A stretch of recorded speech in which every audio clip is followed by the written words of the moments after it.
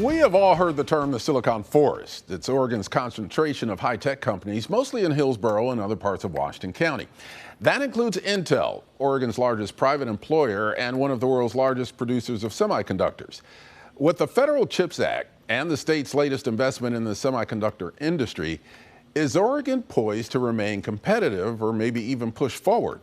And what does that mean for the state's future? Here to talk about those questions is Duncan Wyse, president of the Oregon Business Council. Thank you for joining Eye on Northwest Politics. Thank you, Ken.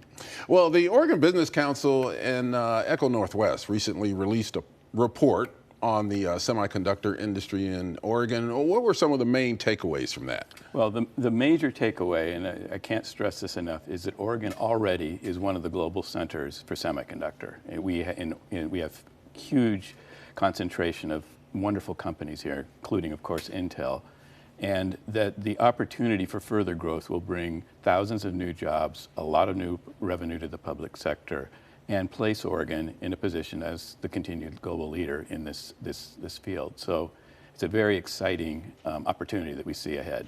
What are the numbers when it comes to the semiconductor high-tech industry in Oregon in terms of employment and revenue? Yeah, we are the most concentrated industry in the country. We have 15% of the jobs in the U.S. are in Oregon. And Intel itself, its biggest center is in Oregon with 22,000 jobs. The overall sector is maybe around 50,000 when you look at all the ancillary businesses. It's a huge force. Biggest export driver for our economy. We are the global leader in this field already, and the challenge and the opportunity is to continue and move on that position. What kind of dollars are we talking about? We're talking billions and billions of revenue, and in terms of new dollars, as well as the existing system. I mean, it's a vast industry. Governor Kotek and the legislature have made growing Oregon's semiconductor industry a priority. More than $200 million dedicated to the effort from state lottery funds. Yeah. How do you anticipate that money will be used to grow the industry? So what we've discovered is that other states want what we have. And so when we had the Semiconductor Task Force, one of the things we observed is that other states were really coming after us. And so we did recommend to the governor and the legislature a fund to help spark new investments here in Oregon that would be coupled with the Federal CHIPS Act that Senator Wyden put together. A bipartisan committee came together and developed that plan and quickly released it, and the governor, to her great credit, immediately took applications, and we have 20 companies who have now been designated for CHIPS Act funding.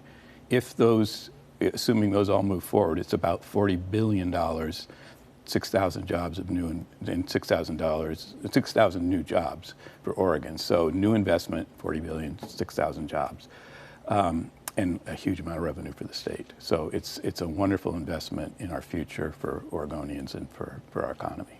How else will the Federal CHIPS Act help the industry here? Well, the Federal CHIPS Act will provide resources to our companies for investment. It'll also provide resources for workforce and research. As part of our package, we also created a research and development tax credit for the industry to spark new investment and new products. So when you put what Senator Wyden has done with the CHIPS Act and what the legislature and the governor did with the Oregon CHIPS Act, we are really well positioned for growth, and I would just stress global leadership. We are one of the 3 centers of the world in semiconductor, and I'm really proud of that. Do we have enough available land to handle any increased expansion in this area? Oh, that's a great question, Ken. One of the issues in our strategy that we put together for the governor was land availability, and we in the legislature did give the governor authority to add land if necessary to expand capacity. We need to look at land not just for semiconductor, but for all of manufacturing right now. There's a shortage, and we need to both invest in the infrastructure to make it ready, shovel ready, but we also need to look at just the availability of large tracts, and the governor now has the authority to do that.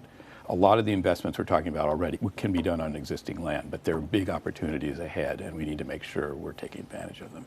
Yeah, we mentioned Intel. A couple of years ago, we lost a planned Intel Semiconductor plant to Ohio. Yes. Now Intel has announced a big expansion here in Oregon. Yes. So what can you tell me about that? Well, they're sharing the details, and they've made a big announcement, and they're not all public yet, but what is clear, they've said, is they will continue to build the latest, most advanced manufacturing here in Oregon. The way Intel works is they do their design, their research, their advanced manufacturing in Oregon, and then they build additional similar plants elsewhere. So we're the leading edge for Intel, which is what I stress. The most advanced work in this field happens in Oregon, and I'm hugely proud of that.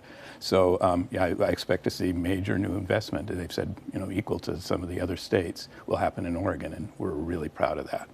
One of the big frontiers right now in high tech is, of course, artificial intelligence. Yes. Are we doing any AI work? Oh, we have. Again, we are a research hub. We've got NVIDIA's here. They've got folks here. We have, and of course, Intel. Yes, we're some of the most advanced design in chips. Ampere Computing. A number of companies here are really very sophisticated and working on some of the most advanced chips for AI and for a lot of other purposes. So yes, we're going to be a big player in this. The White House recently designated Oregon State University as the leader of two federal tech hubs, one semiconductors, the other the timber industry. What's your understanding of what this means for Oregon State University as well as the rest of the state? It's fabulous. I mean, I would just say one of the things that came out of our task force was a better partnership with industry and the universities and community colleges and the whole education system. We not only have the microfluidics at OSU, we also had the National the National Science Foundation put together innovation. We put an innovation proposal which was funded by the National Science Foundation. So we have a lot of great research ahead of us through our universities that will connect tightly with the industry. So it's a huge deal, and it's not just OSU, it's all of our universities working together on this, so it's really, really exciting. The Oregon legislature has a short session coming up early next year. Do you anticipate any more movement when it comes to the semiconductor industry here? Yes, thanks for that question. Yes, we have one very specific piece. As part of the CHIPS Act that the legislature passed, they included dollars for the companies to invest in Oregon and included some dollars for workforce. But we think that a targeted investment specifically in semiconductor talent development and research would be very effective to bring the industry and the universities and community colleges together to map out a more detailed plan for the future. And so we are going to be pitching that with a little funding request. It was something we'd asked for in the last session, didn't quite get through, and I think that would solidify our position in terms of positioning ourselves with the research and talent development side. At some point, we're going to need to take a look at land, as you mentioned. I don't think that will necessarily be in this session, but as we look ahead, this whole question of industrial land availability is going to be a big one for the state, and we're going to need to take another look at that. Yeah, we just got about 30 seconds left here, but I do want to ask you about the workforce. As we expand, a lot of industries are having trouble finding qualified workers for what they're into. Is that the case with high tech here in Oregon, and how do we develop that workforce? It's a key issue, and again, it's a huge, huge opportunity. There are incredibly great jobs across the continuum of talent needs, and so whether it's in the construction industry, whether it's in technology, technicians and advanced science, just an enormous number of opportunities.